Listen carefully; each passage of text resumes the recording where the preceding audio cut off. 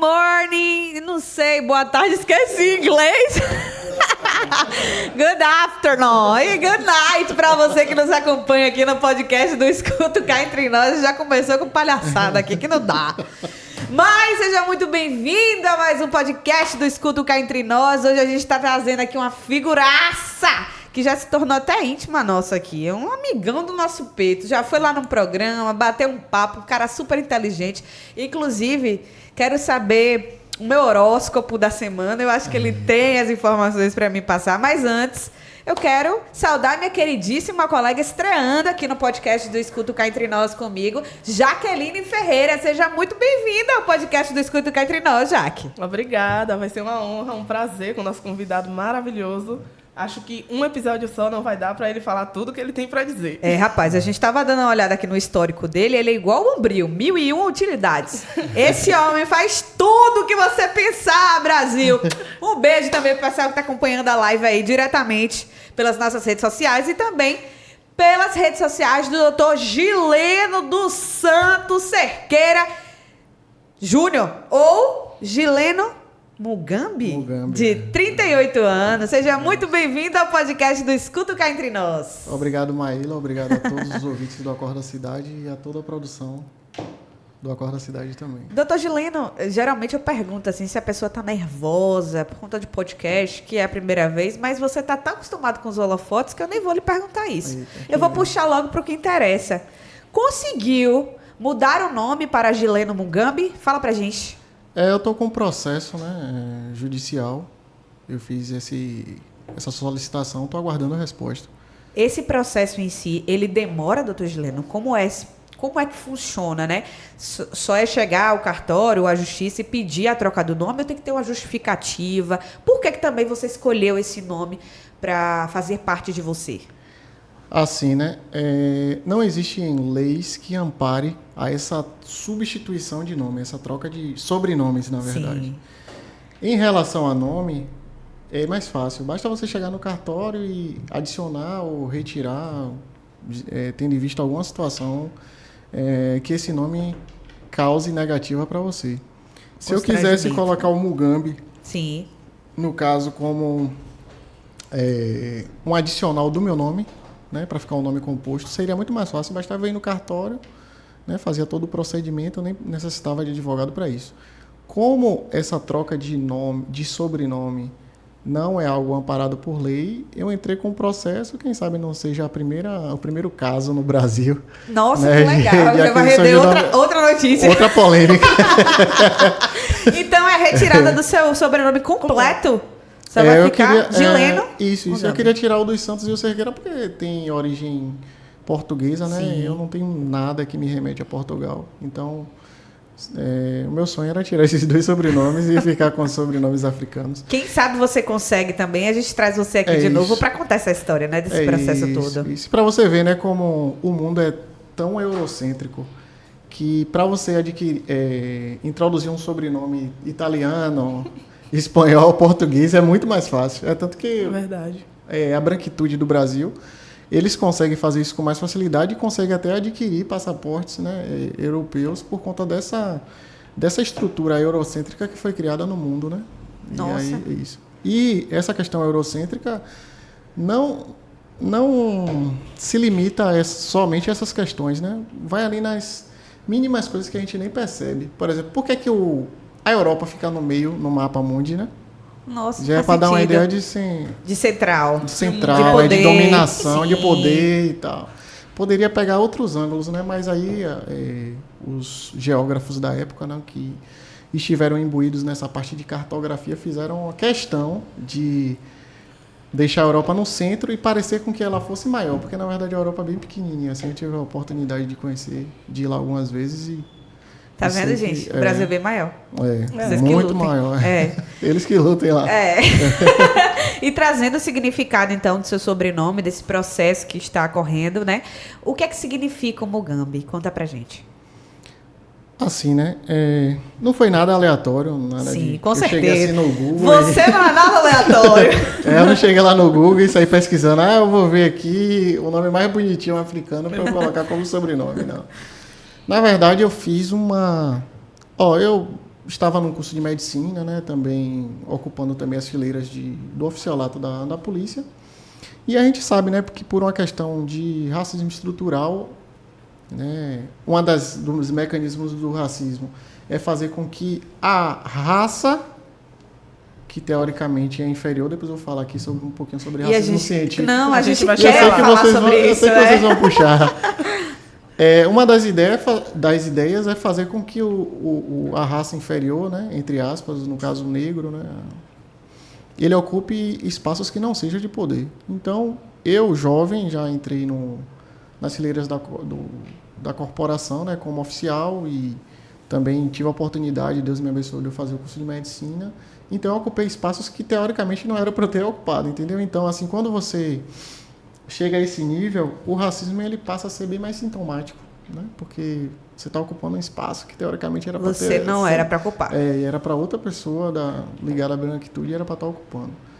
Então, sofrendo, né, dessa sintomática do racismo estrutural, eu passei a conversar com pessoas, né, que eram militantes da causa, e eu cheguei à conclusão, e ler também, né, e cheguei à conclusão que a melhor maneira de combater e de eu estar mais forte, né, ante essas situações era estudar, primeiro me conhecer e estudar sobre o caso, entendeu? Então, comecei a ler, comecei a tentar me conhecer. A primeira coisa que eu tentei fazer foi viajar para a África, que eu fiz viajar para a África para conhecer os meus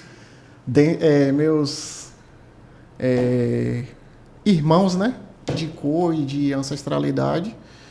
E aí, na África mudou tudo na minha cabeça. O primeiro país que eu fui foi a África do Sul, um país que a gente sabe da história do apartheid, que foi banido, né, recentemente, em 1994, que acabou o apartheid, bem recente, né? Mandela até ficou décadas preso, ficou quase 30 anos, 26 ou foi 27 anos, se eu não me engano. Assim, lá o racismo, o apartheid, ele acabou legalmente falando, mas ainda está muito forte no coração das pessoas.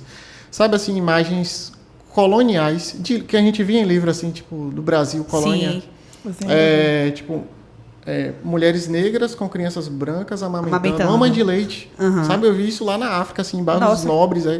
Porque, assim, eu fiquei em bairro nobre porque lá tem um incentivo, né, do governo, na África do Sul, que as famílias que recebem estrangeiros, né, para estudar o idioma lá, no caso eu fui estudar inglês, fui fazer intercâmbio de inglês, eles têm um abatimento, né, nas questões lá tributárias, né, tem um desconto lá em relação aos impostos. Então eu fiquei nesses bairros e aí eu pude ver assim, o racismo de maneira mais acentuada, de forma mais aguda. Então, assim... Enraizada, né, doutor? Bem enraizada. Então, assim, voltando, né, para o que eu estava falando, eu passei a viajar para a África, comecei a estudar, e aí, nessas viagens para a África, tive o prazer de ir em África do Sul, Namíbia, me senti super representado, conheci tribo Rimba lá na Namíbia, né, coisa que eu só tinha visto assim, no livro de Ciências Sociais, na época do ensino fundamental, as primeiras séries.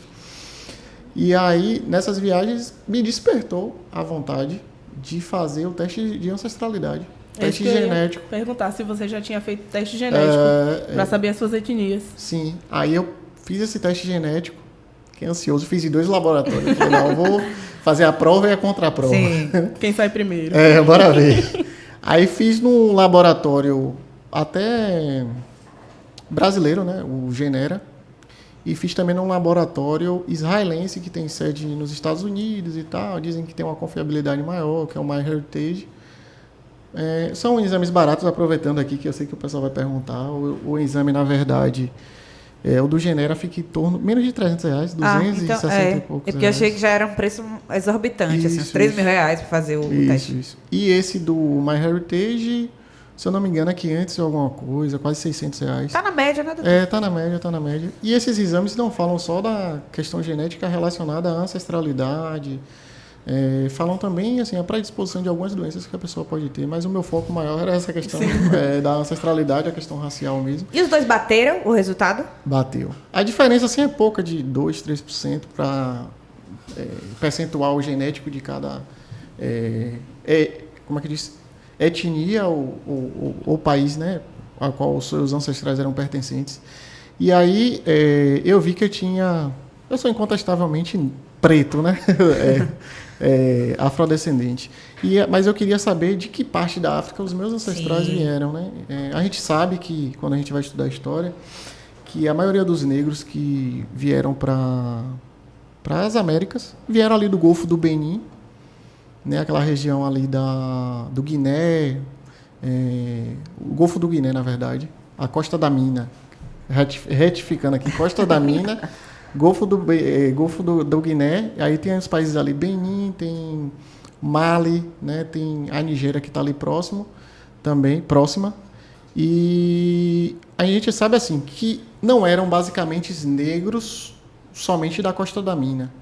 Na verdade, pegavam negros de várias partes da África, tipo... De imediações. Isso, Etiópia, Quênia, várias partes da África, e aí levavam para o Cabo da Boa Esperança e a Costa da Mina, que eram os portos mais internacionais, litoral, né? Mais próximo do Oceano Atlântico, justamente para facilitar a vinda. Sim. E aí eu queria saber isso, porque na verdade até essa nossa identidade nesse processo de escravatura foi apagada, porque assim, eu poderia ser, por exemplo, meus tataravós poderiam ser, por exemplo, da Etiópia, entendeu? Moçambique, né? Mas aí leva tudo para um porto só, bota tudo num pacote só. Junta leva. E leva.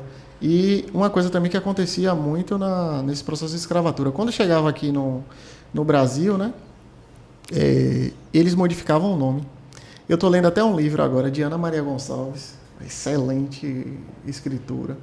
Ela era apaixonada por Jorge Amado, assim como eu, e ela se encantou com os livros de Jorge Amado.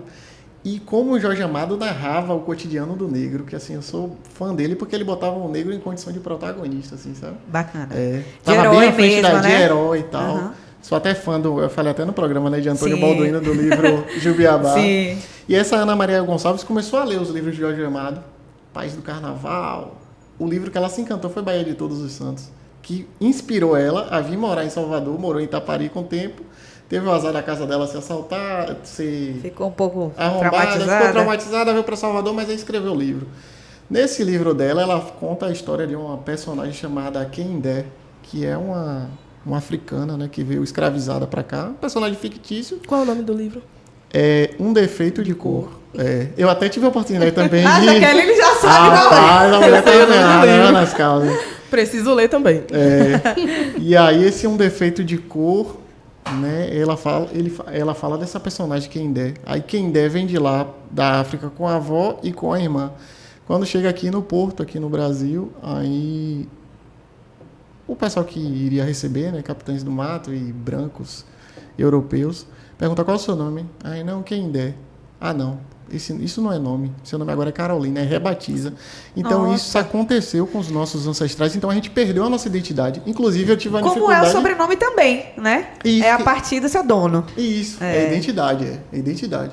Então, com isso, esse processo de escravatura tirou a nossa identidade. Eu mesmo, para eu montar a árvore genealógica, eu só consigo ir até meu tataravô. Eu não consigo seguir adiante. Igual como as pessoas daqui do Brasil que são descendentes de italiano e conseguem encontrar, não, eu tenho um primo da Sicília, de Nápoles, de não sei aonde, e a gente que é negro, a gente não consegue. Até isso era uma maneira, isso era uma maneira até de enfraquecer, né? Porque a partir do momento que você não sabe suas origens, você não perde sua identidade, você perde sua força, né? E o engraçado é que você deixa de perder suas origens no mar, no nível do mar. No nível do mar. A partir do momento que pisou o pé no navio negreiro, a partir do momento que vai ali pro Costa da Mina e Cabo da Boa Esperança, acabou, né?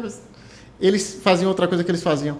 Tiravam os escravos das suas famílias, misturavam. Tipo, pegavam a esposa, botava num grupo que não tinha ligação nenhuma com sua família, que é para justamente enfraquecer. Sim.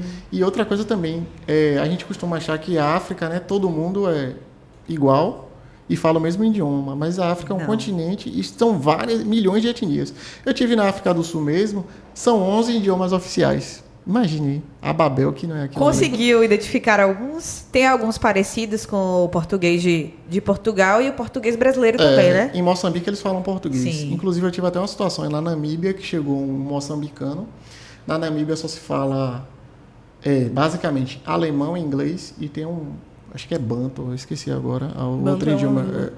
Isso. E aí ele queria se comunicar. Aí, como eu era o único brasileiro ali, eu acabei conversando com ele e repassando tudo em inglês, entendeu? Para o senhor lá da pousada. Foi bem legal, assim. Aí, o que é que acontece? Eles pegavam todos os negros de várias etnias e jogavam ali.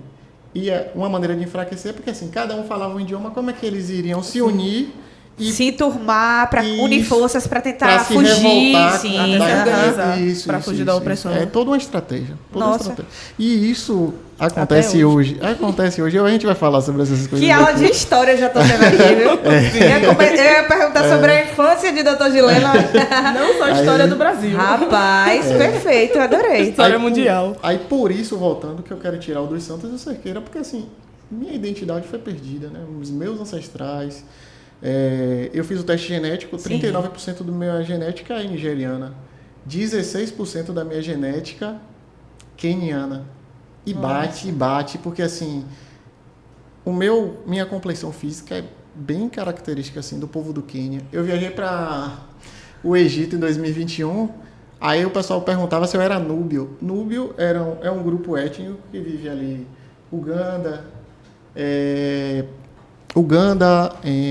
sul do Egito e proximidades do Quênia. Então, bateu, sabe? O teste até a fisionomia. Isso, até minha fisionomia. O fenótipo bate com que o teste genético ele traz pra gente. E basicamente essa etnia vem justamente da miscigenação no próprio grupo que fazia daquela época dentro dos barcos, não é isso? Isso. Possivelmente os avós dos meus tataravós ou bisavós dos meus tataravós tiveram um relacionamento ali dentro do navio negreiro, né? Sim. Tanto nigeriano por quanto conta queniano, dessa divisão, por conta dos dessa próprios divisão, portugueses. e aí deu origem aos meus.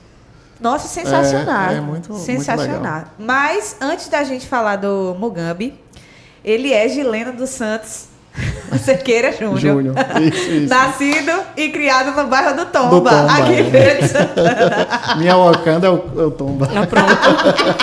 Bairro mais populoso de Feira de Santana. Sim. Teve uma infância tranquila, porque assim, a gente estava comentando aqui nos bastidores, e Jaqueline é de uma rua depois da sua. Não é isso, Jaqueline? Qual a rua ali, Jaqueline? Conhece perto de Misael, mercearia? Sim. Pronto, estamos em casa. Eu sei, basicamente. Tem uma mercearia ali perto. Rua São João. Sei, na Rua São João, no quebra-mola ali. Isso. isso. Próximo cabeleireiro. Isso. Como foi a infância de Gileno? Gileno tem irmãos? Como era essa rotina também? Hoje você é um cara assim extremamente sábio. A gente estava conversando aqui, inclusive eu e Jaqueline chocados com seu conhecimento histórico, né? Mas sempre foi assim? Ou Gileno era uma criança que não ligava muito para os estudos? Era mais de brincar, conhecer os livros e se dedicou um pouco mais na adolescência, na juventude. Como era a sua infância, doutor? Assim, né, Maíla? Na verdade, eu sou muito ligado a essa questão de astrologia e realmente quando a gente faz um mapa astral, muita coisa bate. Eu preciso fazer um. Depois eu vou fazer seu mapa astral. Obrigada, eu vou cobrar, viu? Vou cobrar. Eu vou fazer de todo mundo aqui. Não, bate muita coisa, sério. E assim, eu sou capricorniano, né? Sim. Capricórnio. Aí, Jaqueline, descobrimos o signo dele. Eu sou capricorniano com lua ascendente em Gêmeos. E Capricórnio é um signo assim que eu digo que é da velhice, né? As pessoas de Capricórnio, elas gostam de conversar com pessoas mais velhas, elas amadurecem mais rápido. Elas são caseiras também? É uma característica? Os signos de terra, geralmente, né? Touro, Virgem e Capricórnio são caseiros, porque gostam de estabilidade, gostam de... não é nem comodismo, nem conforto, que eu queria usar a palavra, mas estabilidade. Sim. Gostam de estabilidade. Tranquilidade. Isso. E aí o fato de eu ter uma mente um pouco envelhecida me fazia conversar com pessoas mais velhas, primos mais velhos. E os meus primos mais velhos da época estavam naquela fase de fazer concurso, de estudar e tal. Eu já tinha passado daquela fase da adolescência de curtição e tal. E aí eu acabei meio que catalisando o meu processo de envelhecimento. Então você não foi... Não fisicamente, mas mentalmente falando. Mas então você não foi aquele adolescente rebelde que ia pros reggae, beber e voltava pra casa tarde? Não, até porque eu comecei a trabalhar cedo. Eu comecei a trabalhar com 9 anos. Então já foi superdotada desde criança. Aí eu trabalhava na mercearia dos meus pais, despachando, e aí na minha adolescência também eu estudei com as Testemunhas de Jeová, passei 2 anos estudando com as Testemunhas de Jeová, e isso me blindou, né, uma gravidez precoce, de provocar uma gravidez precoce, de ir para determinadas curtições, e isso me ajudou muito nessa questão da parte dos estudos. Então nunca deu trabalho aos pais? Era uma criança tranquila mesmo? Não. Minha revolta, às vezes, era tipo a condição socioeconômica que às vezes eu queria, por exemplo. Quando eu era mais jovem, eu queria fazer um curso de línguas, aí não tinha condições. Olha o que ele queria, gente! Ele não queria pegar dinheiro pra ir pra rua, não. Ele queria fazer um curso de inglês. Tinha até uma coletânea, acho que era... que vendia nas bancas de jornais, aquela Viaje al Espanhol. Aí eu ficava doido pra aprender. Nossa, mas que sensacional. E qual era seu hobby nessa época? Além de ficar em casa, de estudar. Eu gostava muito de videogame. Videogame. Tem que ter alguma coisa, né? Não queria gastar esse dinheiro com fitinhas, não? Meu pai, na época, montou uma locadora de videogames e eu ficava tomando conta. Era um paraíso aí. Útil ou agradável. Locava DVD também? Não, era só videogame. Só videogame. Nossa, era uma lan house, né? Lá embaixo a gente chama de lan house. Lan house. Tem os computadores também, aqueles de tubo, que você ficava ali mexendo, depois dava o seu tempo e sai. Aí ficava lá, pagava e ia embora. Bacana. E como você disse, você teve a influência de parentes e de familiares mais velhos a já seguir uma carreira aí de conhecimento, de estudar para concurso. Quando foi que você decidiu? Foi depois do ensino médio que falou assim, olha, vou ter que seguir uma carreira aí, então eu vou ter que decidir o que é que eu vou fazer. Foi assim ou não? Continuou estudando em casa sozinho e aí daí decidiu seguir uma profissão? Porque a gente sabe que você é policial militar e médico, né? Como foi conseguir isso tudo? Já, no podcast do Escuto Cá Entre Nós. Aí assim, né? Eu tinha contato com esses primos. Meu pai e minha mãe tinham tipo um bar, mercearia. Esses primos iam pra lá. Meu pai comprava um jornal, na época, Folha Dirigida. Era um jornal que tinha umas manchetes azuis e amarelas. Juvenal sabe qual é. Juvenal sabe. Tenho certeza que Juvenal sabe. E aí falava dos concursos. E aí vinha questões. Sim. Algumas questões de concurso. Aí meus primos ficavam lá lendo o jornal, aí eu pegava uma parte e tal. Aí, na época, eu era bem dedicado assim, à parte de matemática na escola. Aí meus primos eram mais ligados à área de humanas. Aí falava, responde aí, pra gente ver como é, pra meio que eles também aprenderem, né? Eu aprendia com eles a parte de humanas. Né? E eles aprendiam com você a parte de exatas. De exatas. Aí eu ficava resolvendo as questões. Aí foi despertando. Aí quando foi uma certa vez, aí tinha lá, concurso do Colégio Naval. Para crianças de 14 anos e tal, para fazer o ensino fundamental lá na Marinha, lá no Rio de Janeiro. Aí eu resolvi me inscrever. Aí me inscrevi e aí levei uma porrada. E como era a prova? Fazia aqui em Feira? Não, fazia em Salvador. Ia para Salvador. Aí eu fiz a inscrição, chegou lá, levei uma porrada. Eu vi que eu precisava estudar mais, que a escola pública tem suas deficiências, né? E essas deficiências precisavam ser supridas. Sim. Não tinha condição de estar pagando cursinho ou nada, e resolvi estudar em casa. Eu ficava estudando em casa, e aí, aos 16, fiz... ainda aos 14 anos, eu fui para o Senai, fiz o curso. Eu tenho uma dúvida gigantesca de quem estuda em casa sozinho. Estuda a partir de quê? Pega um livro ali de ensino médio e começa ali a ler sozinho, e a estudar, e a reescrever. Como é o processo de estudar em casa? Eu morro de vontade, porque eu tinha muita vontade de fazer isso, mas eu não sabia como. Nem por onde começar. Qual é o cronograma? A gente vai estudar história, vai estudar o quê da história? Qual dia eu vou fazer isso, qual dia eu vou fazer aquilo, para conhecer sobre tudo também, né? No meu caso, eu pegava provas. Aí pegava a prova e esbarrava numa questão, eu falava, eita. Do concurso que você queria fazer. Do que eu queria fazer. Tem que chegar nesse resultado. Era aqui. algo instrumental, né? Direcionado. Sim. Aí eu pegava, aí via a questão, por exemplo, geometria espacial. Aí levei uma porrada ali naquela questão, eu falei, tenho que estudar isso aqui. Se é esfera, eu não sei nada de esfera, eu tenho que estudar aqui, como é que calcula o volume da esfera, a superfície da esfera, e aí ia. Aí começava, aí uma coisa ia puxando outra, aí já tinha outra questão que já envolvia os dois assuntos, aí ia lá, nossa, que bacana. Ia puxando, ia puxando. Progredindo. Isso. E essa coisa de eu ter também a Lua e ascendente em Gêmeos, né? Gêmeos é um signo que ele é regido pelo elemento ar e confere às pessoas que têm qualquer parte do mapa astral ligada a ele uma habilidade a múltiplas áreas. Entendeu? Então, uma facilidade de adaptação, uma intensidade também. Tem o lado negativo, que às vezes você se empolga muito com uma coisa, daqui a pouco com a parte positiva, rápido, pra cima e abandona. E tchau. Aí eu aproveitei também essa parte da Lua ascendente em Gêmeos para migrar para outras áreas. E aí tem um tio que eu admiro muito, né? Hoje ele é defensor público do estado de Sergipe. E ele é muito ligado à área de humanas. Foi a única pessoa que eu vi assim fechar uma prova de redação. Ele fechou uma prova de redação da UFES. Uma vez ele fez, não lembro bem o tema, mas ele comparou 2 personagens de livros literários diferentes. Ele comparou Policarpo Quaresma com Macunaíma. Rapaz. E aí fechou a redação da UFES. Eu falei, rapaz, como é isso? Não, eu quero aprender. Aí eu comecei a pegar, assim, algumas orientações com ele acerca de literatura e história.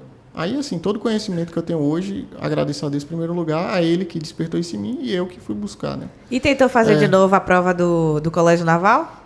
Aí, sim, desisti do Colégio Naval, até porque a minha idade já tinha passado, e fiz escola de aprendizes de marinheiro. Na escola de aprendizes de marinheiro, tive uma pontuação excelente, foi a 4ª melhor nota do Brasil. Mas aí tive o desprazer, né, de ser eliminado na parte de avaliação médica, porque na época eu era dentuço. Nossa! Aí eu não tinha condição de botar aparelho.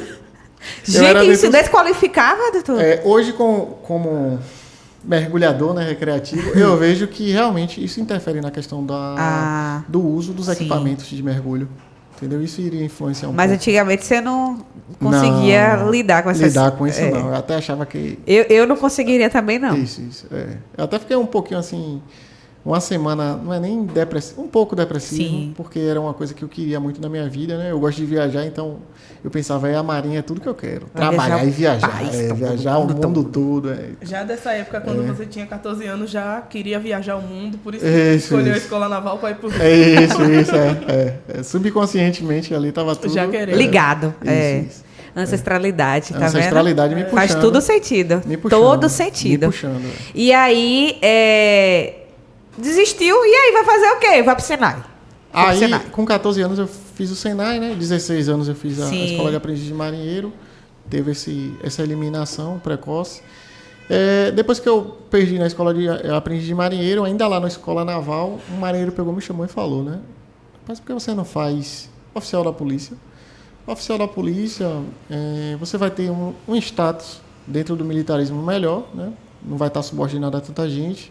Não vai sofrer tanto e vai te dar uma flexibilidade para você estudar outras coisas. Já vi que você gosta de estudar, você quer ser engenheiro. Na época eu tinha interesse em ser engenheiro.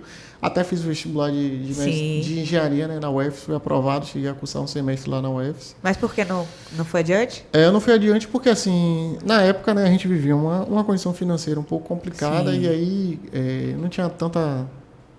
não tinha condições de comprar os vales, né, que na época eram 2 ônibus, e depois apareceu aquele UFES Fraternidade, que foi a salvação da lavoura, mas eu tinha que pegar 2 ônibus para ir, 2 ônibus para voltar. Diariamente? Diariamente, às vezes eu ia andando aqui para o centro. E depois eu pegava um ônibus, ia para a UFES e vinha da UFES de ônibus e vinha andando da... Que a paletada do Tomba para a UFES de uma ponta da cidade a outra. Tem que ter vontade, tem que estar com muita vontade. De um lado para o outro. São muitos carros. Atravessou a cidade. Aí minha mãe e meu pai, né, falavam, rapaz, vai fazer o concurso da polícia. Aí eu fiz o concurso da polícia, na época eram 10 vagas, fui o 11º. Esperou ficar de maior, né? Ou não? Não, eu passei, eu tinha uns 17 anos. Sério? Foi. E já podia entrar? Mas eu já ia fazer 18. Ah. Aí entrei na polícia com 18 para 19. Hoje estou, né, fazendo 20, já vou fazer 20 anos de corporação, né, no início do ano que vem. E assim, entrei sem gostar. Hoje sou apaixonado pela polícia e eu sei que eu posso fazer muito pela polícia, né, mudar muita coisa na polícia. Né, para melhor. São várias áreas de atuação, né? né? Para melhor, é claro, né? Inclusive com os meus exemplos. Sim. E hoje estou como médico, né? Graças a Deus. A polícia me ajudou também muito nesse sentido. Eu não digo assim que a polícia foi uma escada, porque eu continuo na polícia e não descartei a polícia e nem vou descartar na minha vida. Até porque a polícia, eu agradeço tudo que eu tenho hoje a ela, né? Abaixo de Deus, dos meus pais e dos meus esforços. E abre portas para muita coisa na minha vida. É um sistema, inclusive, bem recriminado, né? Em algumas partes, né, doutor? Inclusive, se tratando de Feira de Santana, uma cidade muito grande, né? Que tem muitas partes também. Para dar conta, é um sistema que às vezes não supre, né? E que sofre muita recriminação. Eu vejo isso bastante também. A gente vê o trabalho da Polícia Militar aqui em Feira de Santana, que é sensacional. O tanto que as pessoas se esforçam para estar ali garantindo a segurança para a população. Isso sem dúvidas, Brilhante. O grande problema, né, é que, tipo assim, as pessoas costumam encarar a segurança pública apenas como único aporte ali à Polícia Militar. Sim. E, na verdade, segurança pública... São várias outras áreas, né? Várias outras áreas. Desde a iluminação de uma rua, né, ali da atividade da prefeitura, né, relacionada à iluminação de uma rua, pavimentação. Sim. A própria educação também, né? A educação é a base de tudo. Desestrutura familiar, tem várias coisas que influenciam nessa questão. Não é sintomática da segurança pública. Então, assim, a gente costuma, né? Já é até uma estratégia botar a polícia militar, que é a parte mais fraca. Para ser culpada. Para ser culpada, né, de tudo que acontece na cidade. Mas tem muita coisa envolvida e, graças a Deus, né, estando dentro, eu consigo enxergar dessa maneira. E outras áreas também é exemplo da própria medicina dentro da polícia. Sim. Já que foi uma coisa que você cursou também, já estando na polícia. Isso. E que hoje atua nas duas áreas. Isso. Quero saber também como é que foi esse assunto aí. Como é que foi dar conta, como foi passar no vestibular. Isso. Hoje eu posso dar uma retribuição à polícia, né? Porque a polícia, ela... Depois da mineração, é a profissão mais estressante que existe no mundo, né? A mineração subterrânea. Então, assim, né, é uma profissão que, pelo fato de ser estressante, ela vai desencadear algumas patologias, algumas doenças para as pessoas que lá estão. Hoje, né, o carro-chefe lá de afastamento, né, das atividades é questões ortopédicas, né? É a questão mais prevalente, assim, os casos que nós mais temos. Mas, em segundo lugar, vem uma causa que está, assim, crescendo assustadoramente, que são as doenças psicológicas. Eu já achava que vinha ainda na frente do físico. Eu achava que problemas psicológicos vinham em primeiro lugar. Isso. Mas, assim, talvez por subnotificação. Sim, né, verdade. O fato da polícia ser uma instituição que ela trabalha muito essa questão da honra, da vaidade. Sim. E aí, muitos casos, às vezes, podem ser subnotificados por conta disso, né? Porque ainda tem um rótulo. Na sociedade civil, esse rótulo já pesa, imagine numa instituição militar. Verdade. Então, agora, né, como médico, eu posso estar dando esse feedback para a gente tentar melhorar o perfil epidemiológico da Polícia Militar da Bahia. Sensacional. Isso. E o vestibular de medicina, quando foi que surgiu a oportunidade? Ainda mais dentro da polícia. Isso. Assim, você atuava só como soldado da polícia? Eu sou capitão. É capitão. Mas quando você passou no vestibular, já era capitão? Não, é porque assim, a polícia... São várias patentes, né? Isso. Aí vem soldado, cabo, sargento, subtenente, aspirante, tenente, né? E capitão, major, tenente coronel, coronel. Você entrou como soldado? Eu entrei como aluno oficial. Um estudante para ser tenente, no caso. Entendeu? Não entrou para ser soldado em si. Isso. Aí saí aspirante, fui trabalhar um tempo no sul da Bahia, depois retornei e tenente aqui em Feira. E aí... Esse período de vacância, né? Porque eu fazia engenharia civil na UFES, eu queria ser engenheiro na época. Esse período de vacância que eu fiquei na polícia, né? Vacância acadêmica que eu digo, acadêmica no caso, engenharia. Sim. Fez com que eu me desestimulasse da engenharia. E aí quando eu voltei para a feira, eu voltei para o cursinho, fui até estudar no Mendel. Já ia perguntar se era um curso que ainda lhe alimentava, assim. Eu gosto muito de exatas, mas hoje não estou tão... Não acompanharia uma obra, não? Não. Até pelas circunstâncias que a vida, né, criou para mim. Assim, acho que hoje já não tenho mais essa aptidão. Fez o Mendel. Isso, Bem famoso aqui em Feira. Aí fiz Mendel, fiquei 3 anos no Mendel. Foi o tempo que eu levei para passar aqui no curso de medicina da UFES. Formei em 2019. Já tinha uma condição financeira melhor para cá? Já tinha uma condição financeira melhor, uma maturidade. Porque, assim... Para lidar com vida é preciso ter uma certa maturidade. E hoje eu entendo tudo que Deus fez na minha vida, né? Na verdade, Deus me preparou para que eu fosse médico naquele momento. Sim. Se formou em 2019? Isso, em 2019.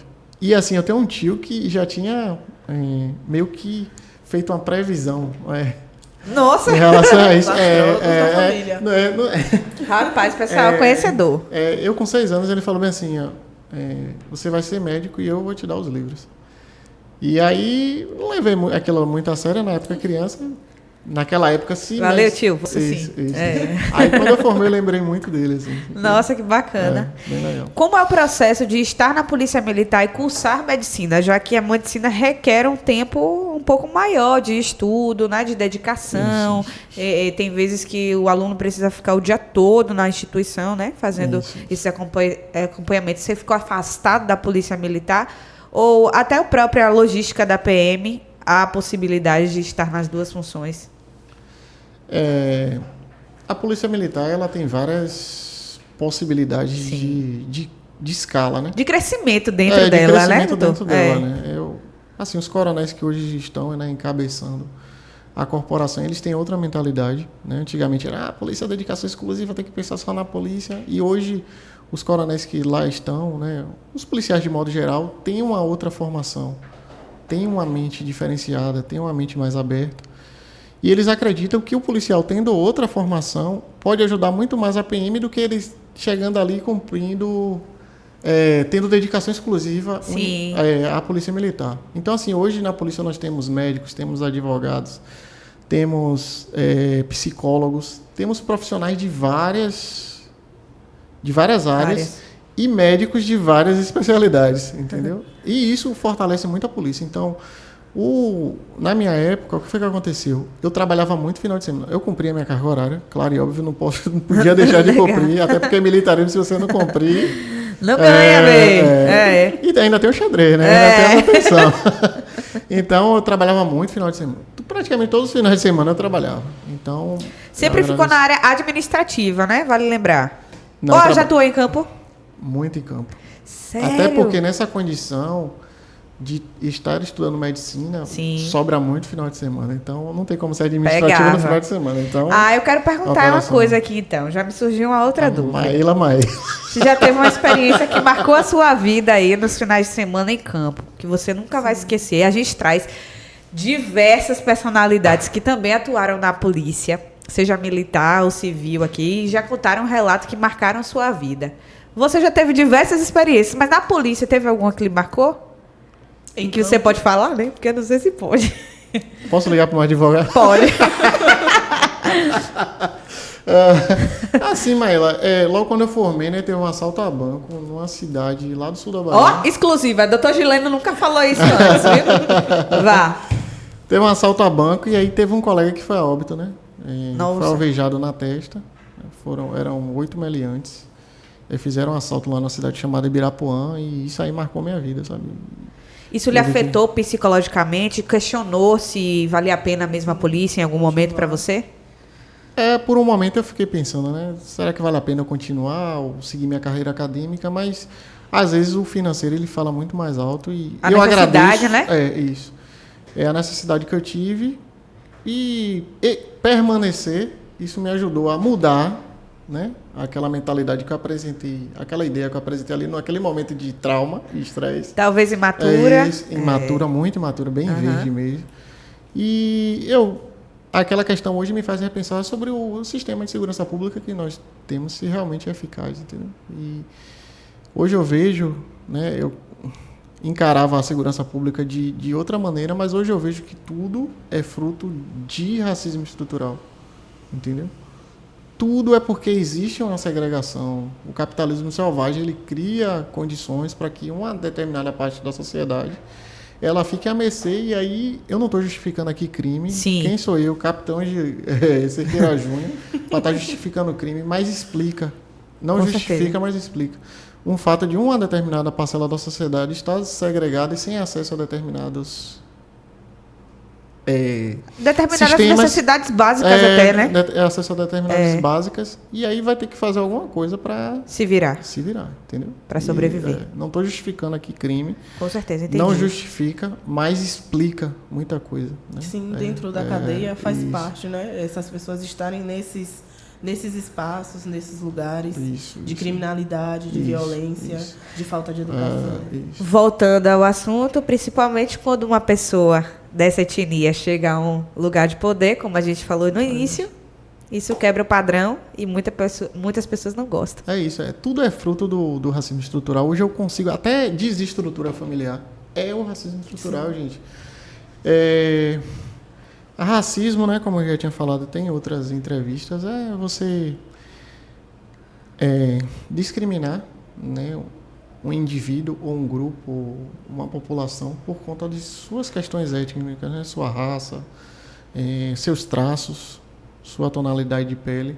E o estrutural é quando você cria toda uma estrutura política, né, toda uma estrutura mesmo social, econômica, para que essa parcela, uma determinada parcela da sociedade, ela não tenha acesso, ela não ocupe os espaços de poder e que elas fiquem à margem da sociedade. Então eu vou aproveitar para já entrar nesse assunto, porque é bastante interessante. A gente viu diversas situações que aconteceram ao longo desses anos, mas que só ganhou uma repercussão mundial, né, nesse último fim de semana, que foi o caso do jogador do Real Madrid, o Vinícius Júnior, o Vini Júnior. Então, você acredita, eu estou fazendo uma pergunta como leiga, né, que esse racismo aí já é totalmente estrutural, vindo do país da Espanha, por exemplo? É a nível de mundo, né? Sim. Eu tive a oportunidade de rodar alguns países, né, e de continentes até diferentes.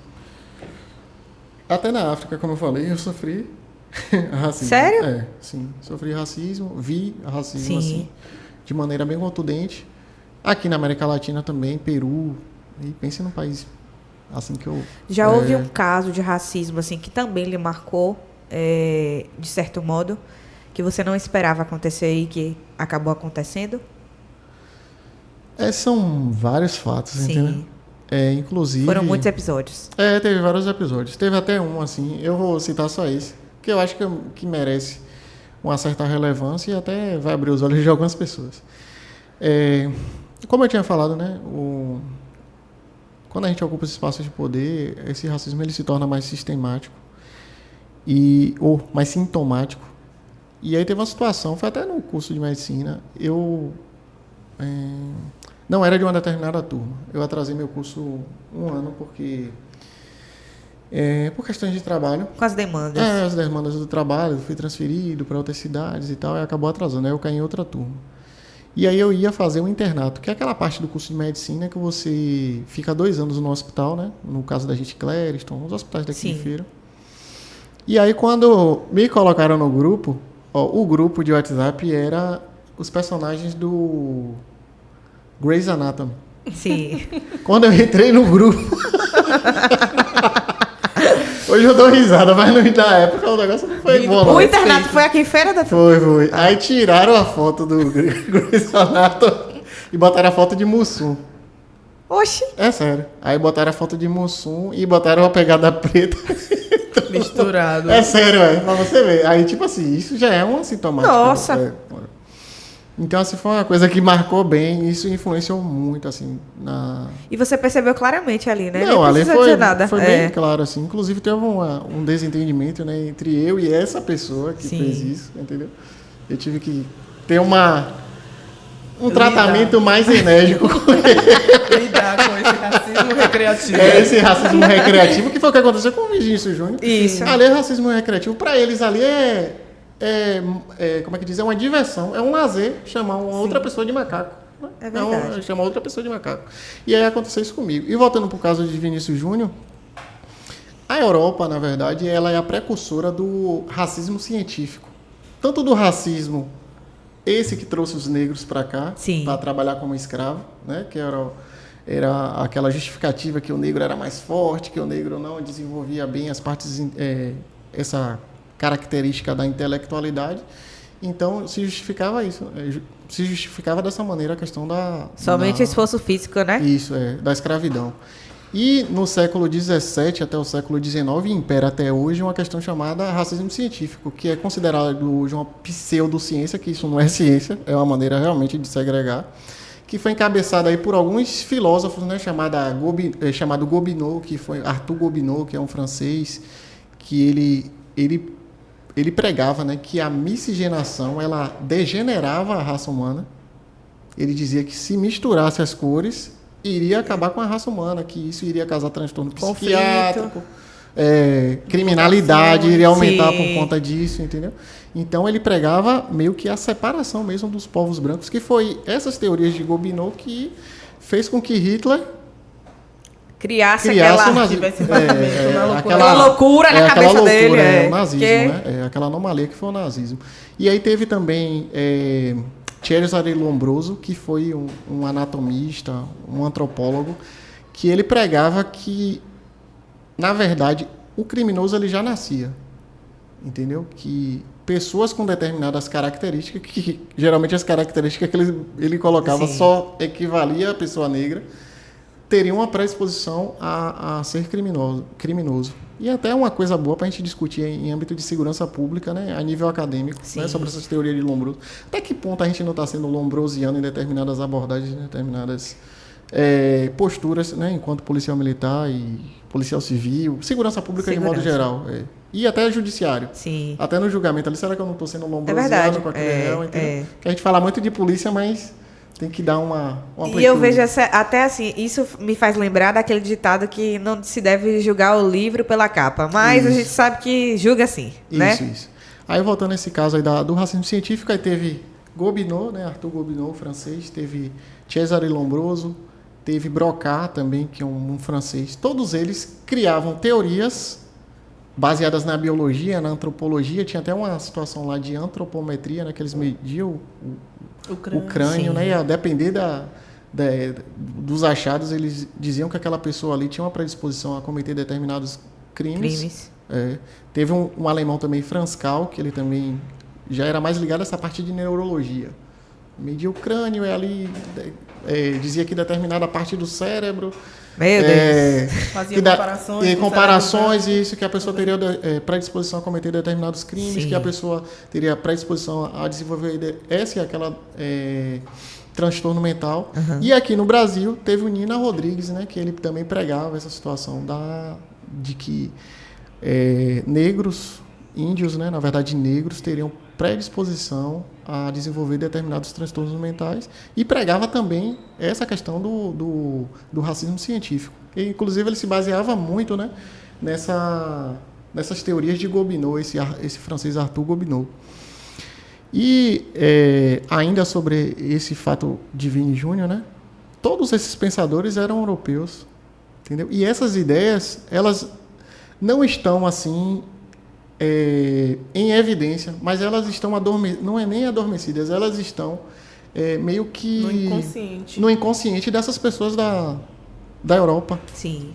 Entendeu? Você sempre acompanhou futebol? Você gosta de futebol? Eu gosto de futebol. Inclusive, sou sofredor do Vitória. Oxi. Sofredor do Vitória. Acaba aqui o nosso podcast.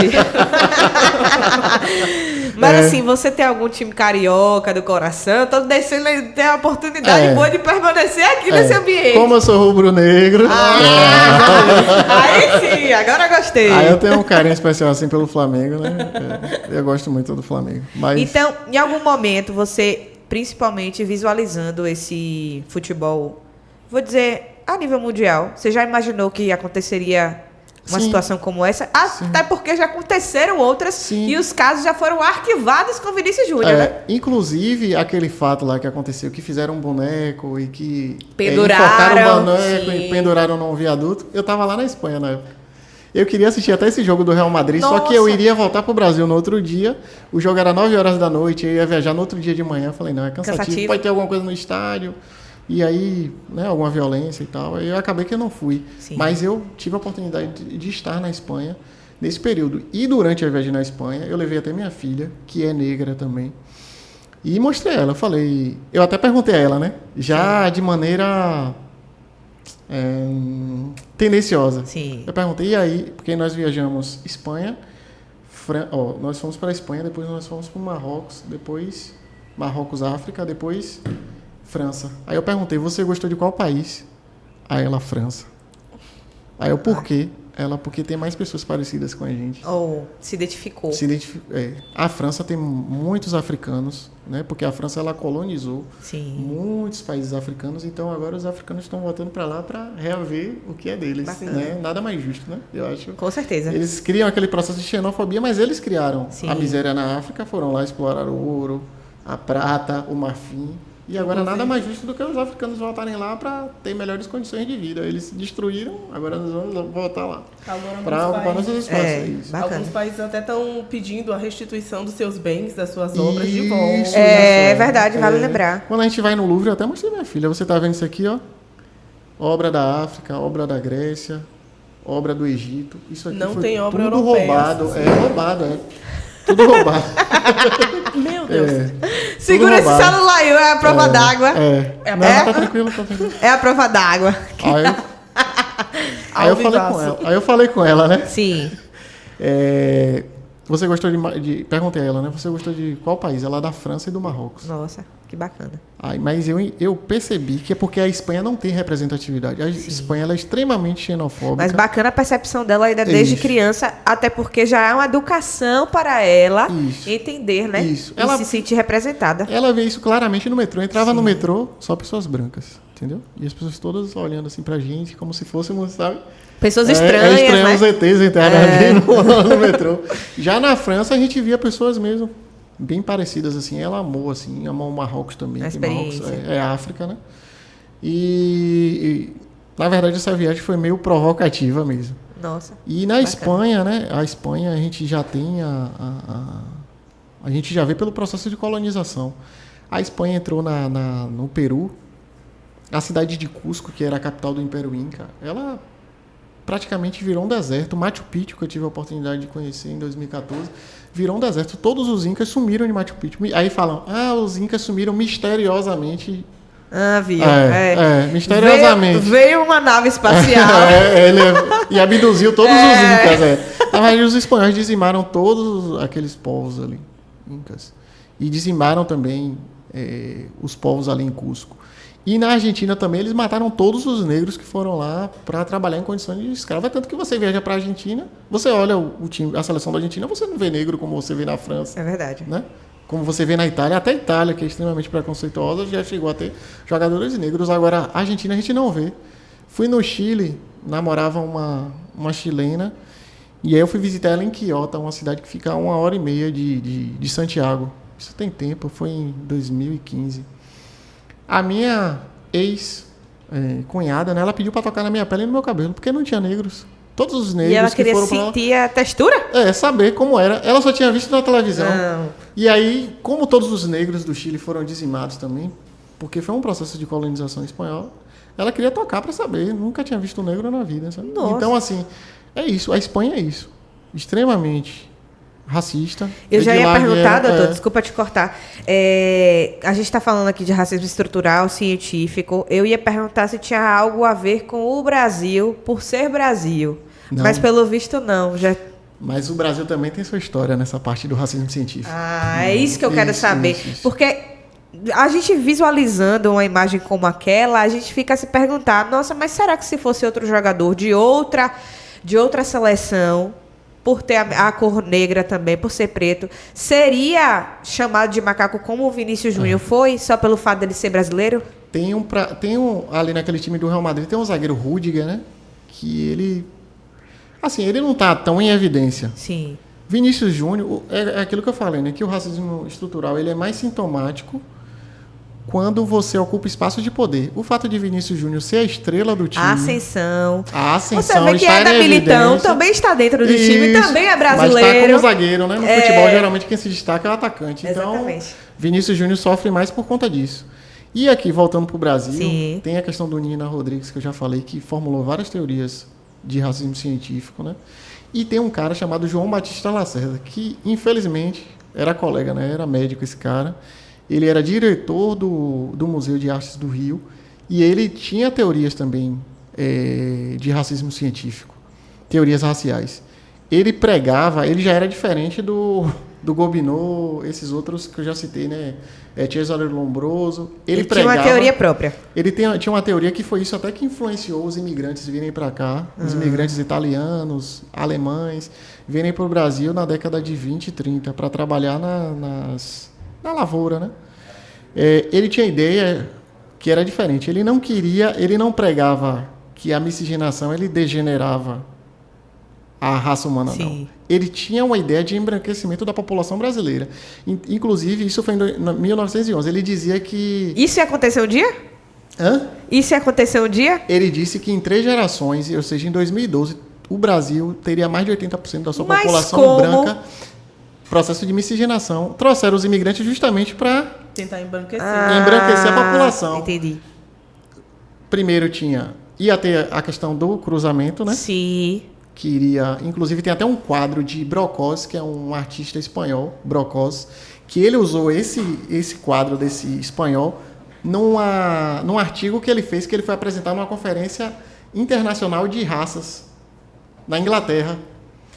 Ele pregava que o Brasil, em 3 gerações, já estaria embranquecido. E esse quadro fala, o nome do quadro é A Redenção de Cã. Por que Cã? Cã era um dos filhos de Noé. Dizem que, segundo a mitologia bíblica, diz que Noé ele tinha um filho que era negro, Cã. E esse Cã, inclusive usavam essa mitologia do filho de Noé bíblica para justificar o racismo. Nossa. Durante a Idade Média. Dizia que Cã viu Noé nu após ter se embriagado e ao invés dele cobrir o pai, ele contou para os irmãos e ridicularizou o pai. Aí, a partir daí, Noé amaldiçoou Cã. E é por isso que Cã Aí, como o Cã foi amaldiçoado, a Igreja Católica usava essa ideia de que os negros eram amaldiçoados por conta dessa história Passagem de Cã bíblica. para escravizar, que a Igreja Católica também escravizou negros. Nossa. Entendeu? E eu tô pensando aqui na teoria, no Isso. caso do cruzamento, como você falou.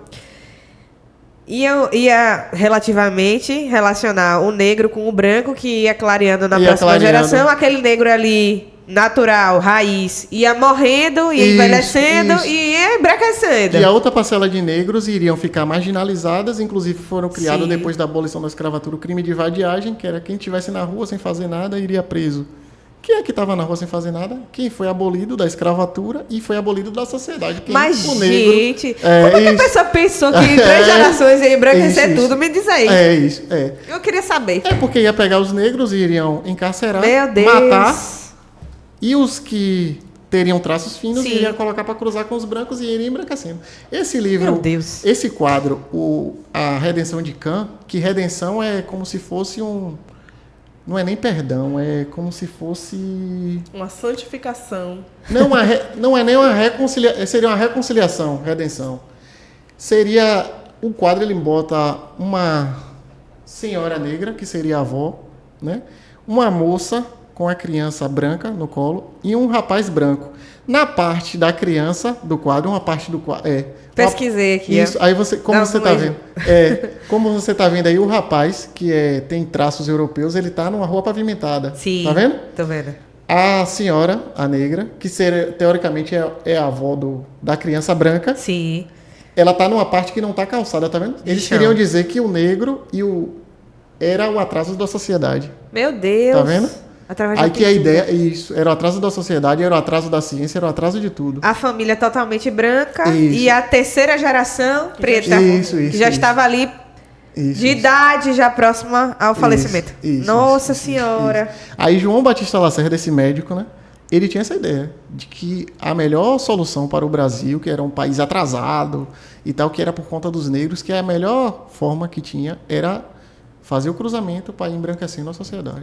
Que legal a gente saber sobre isso, porque a gente vê uma imagem que acontece em uma partida de futebol e a gente não imagina que há tanta coisa por trás dela, né? Para nascer aquele racismo. A gente só acha que a pessoa tá ali zoando É algo um amiguinho. individual, individual, é uma ofensa individual, mas não. É toda uma estrutura montada para que aconteça aquele espetáculo, né? Que foi. Vou fazer uma pergunta polêmica. Você ainda acredita que ainda vai acontecer muitos episódios como esse, não só a jogadores brasileiros, mas a jogadores também de outras nacionalidades que são pretas, que são negras também, e que vivem essa realidade pelo simples fato de estarem em um local de poder?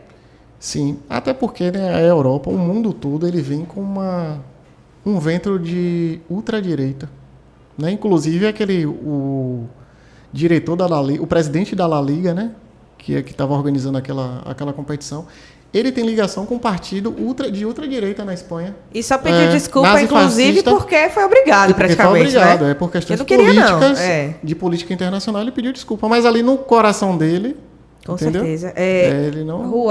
Esqueci, Juárez não, presidente da La Liga. Esqueci o nome. Poxa, eu li a semana toda. Ainda bem que é insignificante. Nossa, que bacana, viu, doutor? E qual é a solução para acabar com isso tudo? Como é que você vê, já que não se trata de nível nacional, nem regional, nem local, né? Nível mundial. Javier Estebas. Javier Estebas. Para mim, a solução, em primeiro lugar, é o autoconhecimento, né?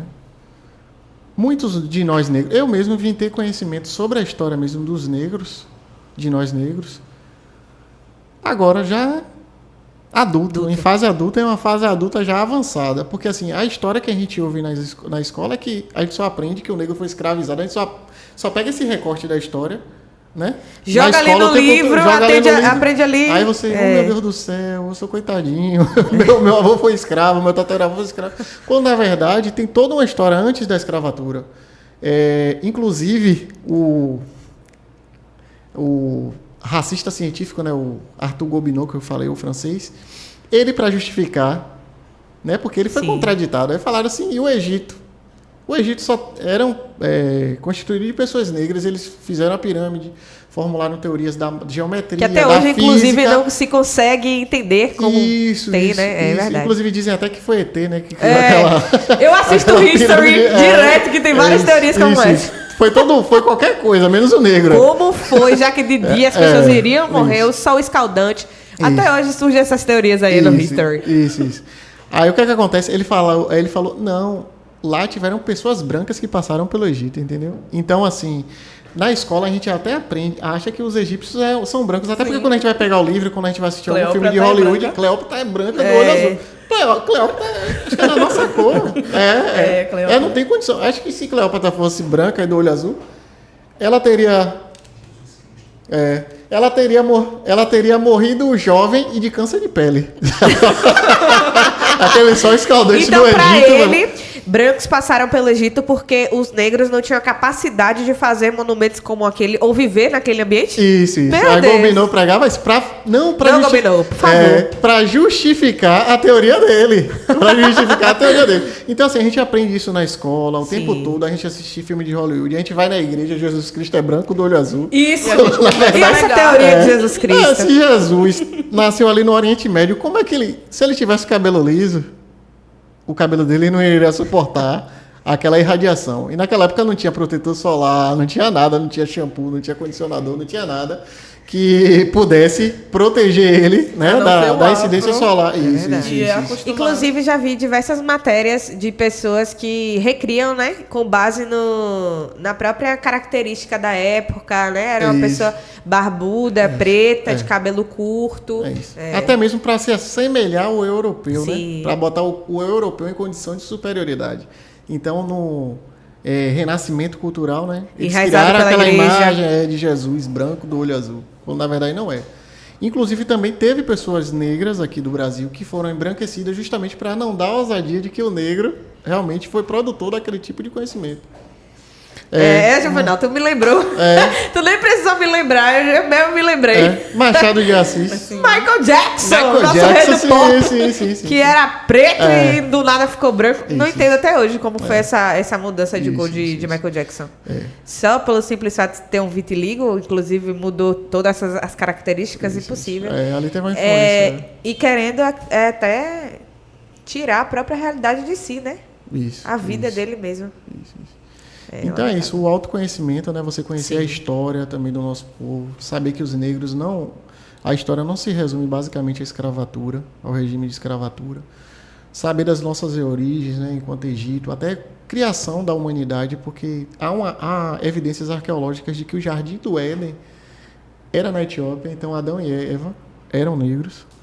Nossa, entendeu? que bacana. Isso. Aí isso vai desconstruindo e, ao mesmo tempo, vai fortalecendo a nossa autoestima enquanto negro, entendeu? E isso pode ser... O autoconhecimento, ele pode ser praticado a partir da educação mesmo nas escolas, da educação, né? Isso. Inclusive, né, tem que reformular. Tem leis, né, que pregam que as escolas devem falar sobre cultura africana, mas a gente sabe que não é bem a realidade. Até por uma questão de racismo estrutural, é interessante que o negro desconheça a sua história, porque é aquilo que eu falei, a partir do momento que você não conhece a sua história, você fica fragilizado. Não é à toa que a maioria dos pacientes que têm transtorno mental são pessoas de cor, né? São pessoas negras. Justamente por conta disso, né?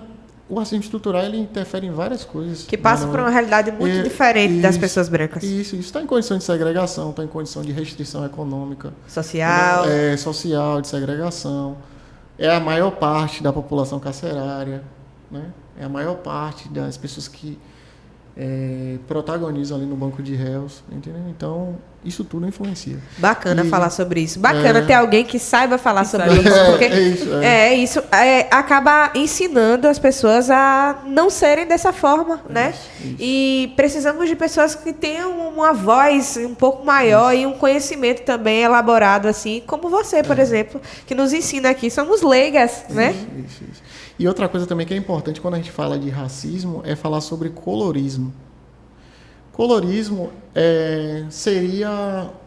foi uma estratégia, né, que os racistas utilizaram para dar privilégios a pessoas que têm traços mais finos. Entendeu? Tipo, não, ela tem um nariz mais afilado. É negra, mas tem um nariz mais afilado. Não é negra, não é morena. Entendeu? Na verdade, eu vou até falar aqui sobre a definição.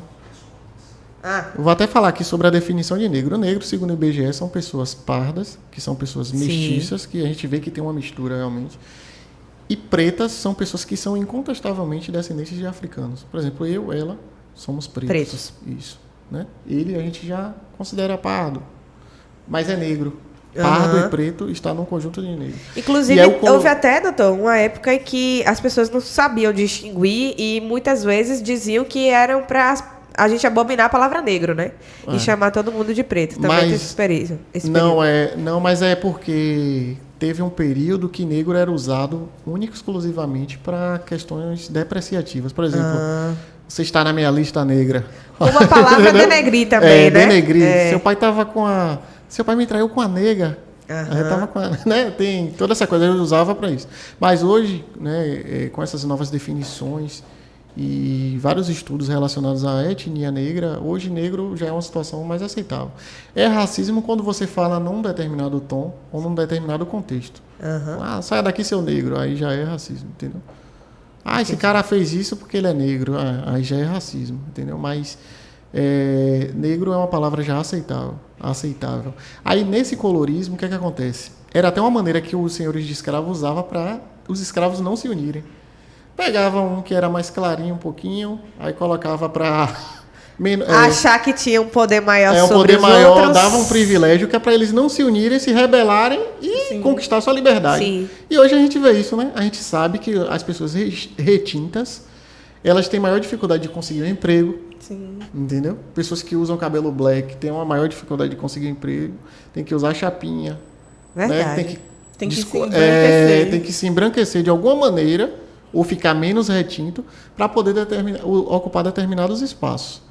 Eu sei que, por exemplo, eu como médico, se eu chegar no consultório, eu chegar com black, né, eu não posso usar black por conta da polícia, né? Militarismo, você tem que ter um padrão. Mas, por exemplo, se eu usasse um dreadlock, com certeza eu seria visto de outra maneira. Isso. Lhe olhar de forma Inclusive, teve uma situação de uma colega minha que num determinado hospital particular de Feira, eu não vou falar nomes nem de hospital nem de colega por questões éticas. E um paciente chegou, abriu a porta, viu minha colega de black e falou assim: eu não quero ser atendido por ela. Pergunta a ela se ela quer ser médica ou marginal. Entendeu? Então é isso. O colorismo é isso, entendeu? Entendi. Então a gente tem que parar e pensar. Inclusive, teve até uma situação a semana passada do senador Magno Malta. Sim. Ele falou do caso de Vini Júnior como se nem negro fosse. Ele não tem noção do que é ser negro. E a gente vê que ele é incontestavelmente negro. Aí ele falou, né? Inclusive falou que, na verdade, quem estava como vítima naquela situação era o macaco. E ele não sabe que, na verdade, chamar o negro de macaco é porque, assim, nas teorias evolutivas, né, de Charles Darwin, acredita-se que o homem, ele é uma fase evoluída do macaco, que nós viemos do macaco. Então, quando fala que o negro é macaco, principalmente lá na Europa, que tem as teorias raciais e pegava teorias evolutivas para justificar também a questão do racismo, ele quer dizer que o negro não evoluiu. Entendeu? Só que ele não sabe disso. Ele acha que é porque, é porque a pelo do macaco é igual a cor do negro. Não é isso. Ele quer dizer que o negro não raciocina, que o negro não tem competência, que o negro não tem uma intelectualidade desenvolvida. Inclusive, ele falou bem assim... Apesar de serem animais inteligentes. Ele falou bem assim, se tirar o rabo do macaco, vai ser igual ao homem. Meu Deus. Que cara... Isso me fez lembrar aquela experiência também que aconteceu, acho que tem uns 2 meses atrás, em que profissionais aqui de Feira de Santana estavam em condições análogas no Rio Grande do Sul e houve uma fala super racista de um dos vereadores, inclusive, né? Que é branco, né? Que é branco. Que é branco e descendente de imigrante. Isso, e que queria, se eu não me engano, que encontrassem outros profissionais de outro país para serem escravizados, porque os da Bahia resolveram se rebelar. Mas tinha isso, eles, até nas teorias raciais, né? Eles diziam que os mestiços e os negros, eles eram preguiçosos, queria botar para trabalhar em situações análogas. Meu Deus. Por conta de questões raciais. A fala dele foi bem isso aí. A fala dele foi meio que gobinou. Doutor, eu quero fazer uma pergunta aqui também que surgiu a partir dos nossos ouvintes e telespectadores, a partir das cotas. Qual é a sua avaliação referente às cotas, já que a gente vê, eu acredito que hoje não mais tanto, né? Mas a branquitude se rebeliava também pelo simples fato de dizer, cota é para preto entrar na faculdade de forma mais fácil, só porque a cor dele é preta. Aí eu respondo, na campanha. Eu até respondo isso com uma pergunta, né? Sim. Tipo, se chegar eu e um branco do olho azul, para fazer uma entrevista para ser atendente de uma loja no shopping, quem vai ser selecionado? Existe cotas para branco? É verdade. Entendeu? Aí a gente tem que pensar isso.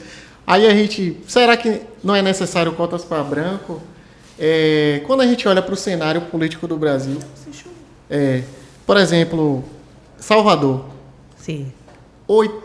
85% da população de Salvador é negra. Sim. Por que Salvador não consegue eleger um representante no executivo, um prefeito negro? Inclusive teve o caso aí do nosso queridíssimo ACM Neto, né? Sim, sim.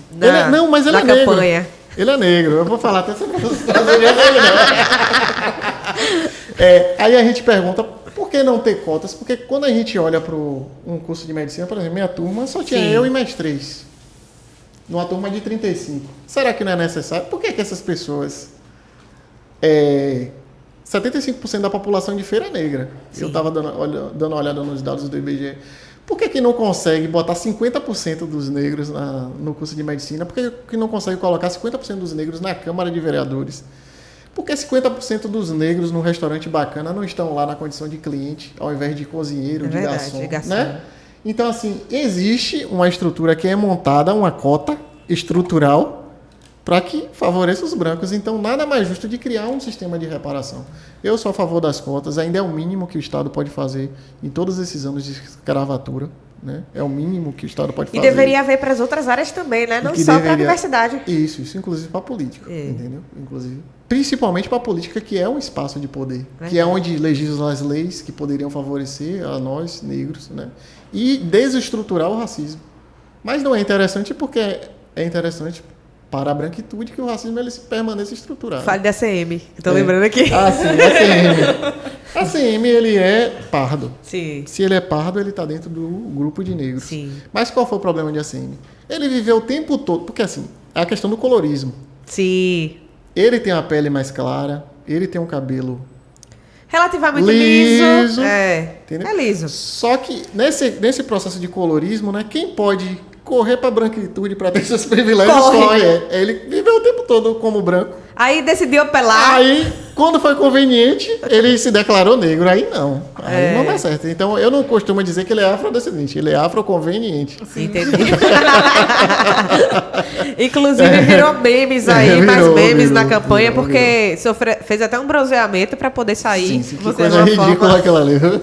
Você acha que isso interferiu no resultado das eleições da governadora? Sim, os negros deram resposta ali. E eu gostei.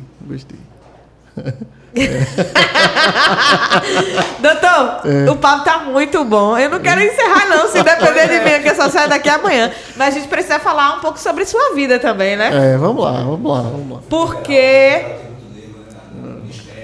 Ah, sim. A nível federal. Você acha que ainda também é preciso que tenha uma população negra e preta também atuando, principalmente a cargos maiores, né, como ministérios? A gente já vê que nesse governo abriu-se mais ministérios que visam, né, esse tipo de igualdade racial, coisa que a gente não via anteriormente, mas que ainda é preciso, né? Sim, sim. É como eu falei, o racismo é estrutural, né? E essa estrutura está dentro da política também.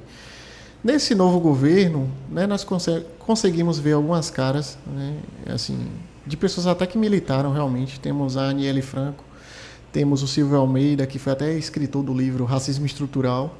Temos a Margarete Menezes, né, temos a indígena lá, a Sônia Guajajara, né, pessoas que fazem parte, né, dessa minoria segregada pela sociedade. Mas precisa melhorar muito. Por exemplo, o Brasil é um país... mais de 50%, quase 60% da população é negra, porque a gente não tem um presidente ainda, gente. É verdade. Por isso, tá entendendo porque é interessante para a branquitude de que o negro ele não tenha conhecimento sobre a sua história?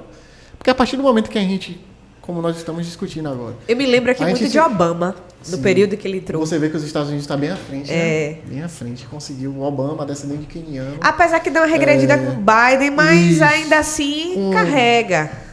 Não só com o Biden, né? Mas com... Trump. Com Trump. É porque ainda tem uma parte da branquitude ali que ocupa os espaços também, de poder, né? E consegue ter acesso à mídia, né? Sim. Que a mídia tem um poder, é o quarto poder da sociedade. Tem o poder de influenciar mesmo. E assim, eu acho que o Brasil ainda precisa melhorar muito. A gente precisa ocupar cargos aí ministeriais. Por exemplo, eu nunca vi um diplomata negro. Nunca vi. E outras áreas, por exemplo, aviação. Eu nunca vi um piloto negro. Eu só vi um piloto negro pela Angola Airlines, mas assim, não era brasileiro.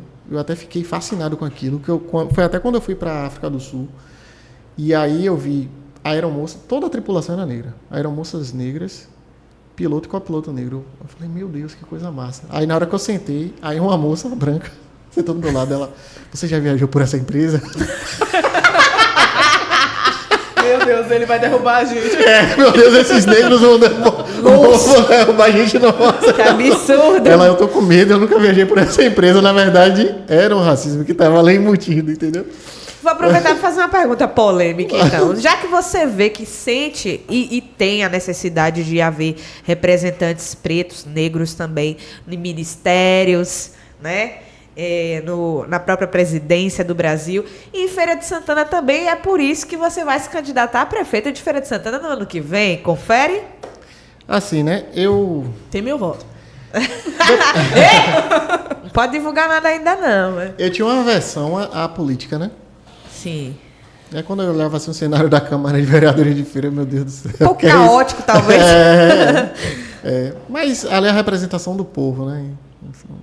Felizmente ou infelizmente, a representação do povo.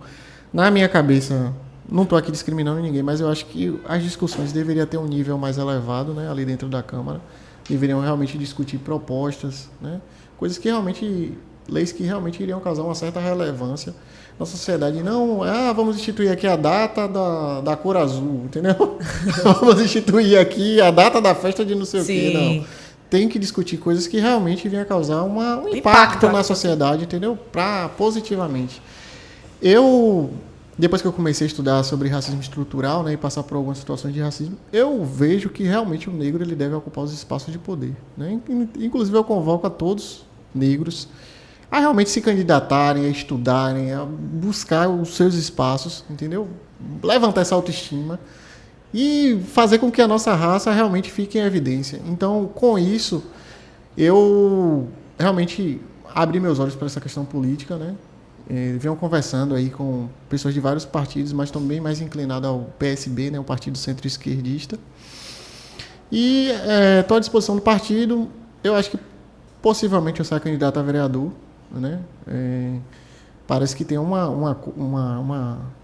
conversa aí, né, do governador, de uma possível chapa única, né, como eu estou no partido de centro-esquerda, aí parece que já tem um candidato definido, não sei bem, não posso falar muito sobre isso. E todos os partidos que são de centro-esquerda vão ter que apoiar esse candidato que Sim. é da esquerda. Então, a princípio, talvez eu saia candidato a vereador. Nossa, que bacana. Isso. Show de bola, viu? É. Exclusividade aí. O site já tá escrevendo, daqui a pouco vai pro... Depois dessa aula, É. com certeza você tem meu voto. A vereador também. De novo, Jaqueline, não pode falar, rapaz. Exclusivo.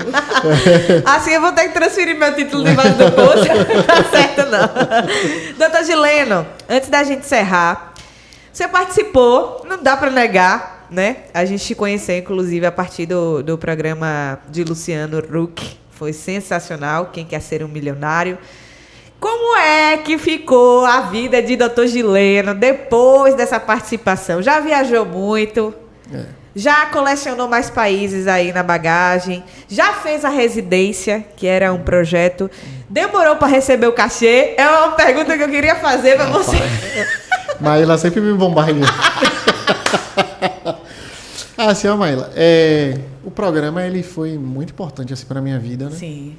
E assim, eu acredito que os meus ancestrais me prepararam para isso. Que até uma coisa que foi bem relevante assim, no programa foi o fato de eu falar da questão da minha ancestralidade, dessa minha reconexão. Com certeza. Né? Inclusive, eu acho que eles abriram o caminho para que tudo isso acontecesse. E vem abrindo o caminho. O programa assim, foi sensacional. Abriu muitas portas para mim e fez com que as pessoas me enxergassem de outra maneira. A gente sabe que policial é uma profissão que é discriminada pelo judiciário, pela sociedade como um todo. E eu entendo a sociedade, entendo o judiciário, até porque a polícia é um braço do racismo estrutural que é mantido pelo Estado, né? Por tudo aquilo que a gente já discutiu. É incontestável. Quando a gente olha para o sistema carcerário, quando a gente olha para o percentual de negros na universidade, é notório que o Estado mantém esse racismo estrutural e que a polícia é o braço, né? É um dos braços. E está ali, como está é a ponta do iceberg, acaba sendo visto de uma maneira negativa, né? Mas, na verdade, é toda uma estrutura que mantém isso aí. Então, o programa ele fez com que as pessoas me vissem de uma maneira diferente, né? A visão que geralmente as pessoas têm da polícia, que são pessoas rudes, Sim. truculentas, né? Que usam da força para conseguir tudo que quer. E ali no programa as pessoas viram que policial realmente, policial ele estuda, o policial ele tem uma vida paralela, não vive só daquilo ali de polícia, que lê outras coisas, que tem uma acessibilidade para artes, que tem uma acessibilidade para as questões sociais. Né? Então, isso fez com que abrisse muitas portas. E em relação a essa questão de racismo ainda, existe uma coisa no racismo que é o epistemicídio. Eu até comentei isso em outras entrevistas. O que é o epistemicídio? Cídio vem de morte e eps tem conhecimento. Epistemicídio é você negar que uma determinada raça ela tem a capacidade de produzir conhecimento ou tenha determinada habilidade. Foi até o que é que eles estão tentando fazer com o Vini Júnior. Estão criando uma situação para ele entrar numa condição de depressão e que isso influencie no seu rendimento enquanto jogador. Inclusive já entrou, porque ele já se negou a jogar outras partidas. Tá pensando em deixar também a Espanha. Isso. Aí o epistemicídio é isso, ele negar que o negro tem capacidade de produzir conhecimento. Então, a partir do momento que eu estava ali naquele programa, e eu falo de artes, eu falo de cinema, eu falo de física, eu falo de história, eu falo de literatura, isso está mostrando assim, ó, esse negro é diferente. Na cabeça da branquitude. Mas, na verdade, todos os negros têm potencial. A capacidade, a capacidade, isso. Aí eles queriam... Na verdade, foi um soco assim no epistemicídio, entendeu? Aí eu gostei muito disso. Até muitas pessoas, né? Falavam, não sabia que você tinha tanto conhecimento. Teve uma pessoa que falou bem assim, não leve a mão não, mas eu não sabia que tu ia acertar aquela do quadro, não, de artes. É tudo fruto do racismo estrutural. Será que se fosse vamos supor, até do tomba ainda. Mais um louro do olho verde, será que, né? Iriam ter esse tipo outra pessoa acertar, eu não. É isso mesmo. Inclusive, até depois que eu cheguei, falava, aquela pergunta que tu sabia, que você parou, ou que você pediu ajuda, eu sabia. Eu falei, que massa, vai lá, se inscreve. Agora tem pra você. Show. Você consegue chegar lá. Chegar lá, meu amigo. É isso. Em relação à questão da residência, né? Para você fazer residência, você tem que estar bem preparado psicologicamente. Financeiramente eu já estou preparado, mas tem que se preparar psicologicamente, que é um ambiente onde tem muita... Eu não digo nem que seja um assédio moral, mas muitas cobranças. Sim, com certeza. Entendeu? você tem que estar realmente disposto, né, a encarar determinadas situações. Sim. E eu, como policial, eu preciso só me organizar do ponto de vista administrativo para pedir a licença. Então, minha Mas programação... ainda vai demorar um pouquinho. Você tá tranquilo? Eu tô tranquilo. Tá viajando. Qual o próximo destino? Aí é isso, né? Aí minha pretensão é, se nada der certo na Sim. política, para no outro ano fazer a residência. Em 2025. Mas eu quero ocupar esse espaço de poder, tá precisando. A Câmara de Filho, ela precisa de uma repaginação. Bacana. Precisa mudar de cor. Com certeza. Com certeza. Justamente para melhorar o perfil da sociedade, né? Que negra de Feira de Santana, que é 75%. Né? 75%. E em relação a viagens, fiz uma viagem agora para Espanha, Marrocos e França, né? O meu sonho era viajar com minha filha. Eu queria mostrar o mundo para ela, né? Inclusive, ela saiu de lá sabendo já interpretar obras de Salvador Dalí, Olha, Pablo que massa. Picasso. Eu tive a oportunidade de Mostrou ser Mona Lisa, Mona a Lisa famosa Mona Lisa. Rapaz, o quadro Bodas de Caná, que foi o primeiro milagre de Jesus, né, que transformou água em vinho. Ela viu o quadro gigante. Nossa. Gigante, muito grande mesmo. Toma uma parede lá do Museu do Louvre. Ela ficou bem encantada, assim. Foi uma experiência muito boa. E agora, né, eu descobri como hobby mergulho. Inclusive, eu estava tem um mês mais ou menos que eu estava lá em Recife, né? Recife e Porto de Galinhas, né, Pernambuco. Tive a oportunidade de mergulhar lá em Porto de Galinhas, águas cristalinas, assim. Foi o melhor mergulho que eu fiz na minha vida. E como eu estou nessa vibe de mergulho agora, eu quero algum destino que me faça aproveitar também esse hobby. Já está pesquisando aí, né? Pesquisei, dei uma olhada em Bahamas, tenho um sonho de mergulhar com os tubarões. É um esporte radical, mas eu quero fazer isso, eu gosto de desafios, vocês já perceberam que eu gosto de desafios. E também pensei também na Indonésia. Lá tem mergulhos também com os tubarões, estou pensando. E a Indonésia dizem também que é uma realidade cultural bem diferente, né? Isso é bom porque aprende. É um país, né, que sofreu poucas influências ocidentais, então tem muita coisa nova ali para eu aprender e desconstruir na minha mente. Nossa. Tá pulando aí do prêmio. Perguntei se demorou de receber. Não, geralmente, né, todo mundo que participa da Globo, né, para receber o prêmio tem um período. Um período de 60 dias. E aí... Tá tranquilo já fui contemplado. Sim, Jaqueline, essa pergunta do destino, então ele já respondeu, né? A gente espera continuar ainda te acompanhando muito nessas redes sociais, até porque é bom ver pessoas com essa representatividade, né? Pessoas tão inteligentes que querem fazer uma mudança mesmo, não só no local, mas trazer um impacto mesmo psicológico na vida das pessoas. A gente espera que você continue sendo essa pessoa humilde que você é. E eu não poderia deixar de perguntar também sobre a carreira de medicina, até porque ele é médico também, ele é médico lá do batalhão. Isso. E você atuava, doutor, aqui em Feira de Santana também, né? Em uma unidade de saúde. Você ainda está nesse segmento? Atualmente, né, eu perco noite desde os 19 anos de idade, quando eu entrei na Polícia Militar. Uhum. E aí eu estou buscando qualidade de vida. Aí eu trabalhava... Depois de um tempo você começa a cansar. Vai desacelerando, estou chegando aos 40, a possibilidade de aparecimento de doenças crônicas, como hipertensão e diabetes, né, aumenta a possibilidade. Então, assim, eu estou buscando meio que, não é nem uma sombra, nem zona de conforto, na verdade é qualidade de vida. Sim. Trabalhava nas emergências, cheguei a trabalhar em emergências, né, de praticamente todos os hospitais particulares daqui de Feira. Trabalhei em algumas policlínicas e UPAs também. Trabalhei no SAMU, mas hoje eu trabalho no HTO, né, na parte de enfermaria, na UTI também, de lá.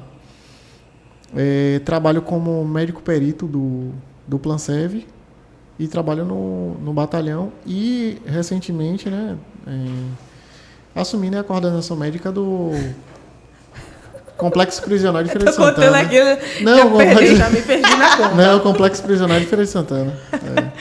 Sensacional. Brilhante sua carreira. A gente quer agradecer aqui, né, Jaque? Com certeza. Em nome do Acorda Cidade, do Cá Entre Nós. Como eu disse, a gente ficava aqui até amanhã conversando, batendo papo, rindo. Tem muita história. Falamos de uma forma bem leve sobre um assunto bem pesado, inclusive, né? Que vale esse alerta para a população de Feira de Santana, do Brasil de um modo em geral. A gente está vendo diversos acontecimentos que também servem de lição para a gente aprender e ser melhor como humanos, né? Independente da nossa cor. A gente quer te agradecer e as portas abertas sempre para te receber aqui nesse podcast e também na Acorda Cidade, você sabe. Pronto. Obrigado por tudo, obrigado a todos os ouvintes, obrigado a Maíla, a Jaqueline, toda a produção. E eu gostaria de deixar só um recado de que você negar ou se calar perante situações de racismo é você ser racista também, é coadunar com o racismo, né? O racismo, ele existe, ele é estrutural e ele está cada dia mais sintomático por conta de um vento de ultradireita que vem acometendo todo o mundo, né? Pensamentos neonazistas, neofascistas. Então, se calar e negar é uma maneira de você corroborar com tudo isso. Então, toda e qualquer situação de racismo que puder denunciar, que puder colocar em relevo, é interessante, viu, para combater. Não basta ser só não ser racista. Tem que ser antirracista. Sensacional. Esse foi Gileno do Santos Cerqueira, não.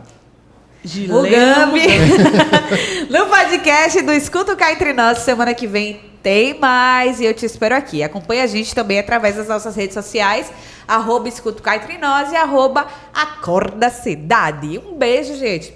Obrigada.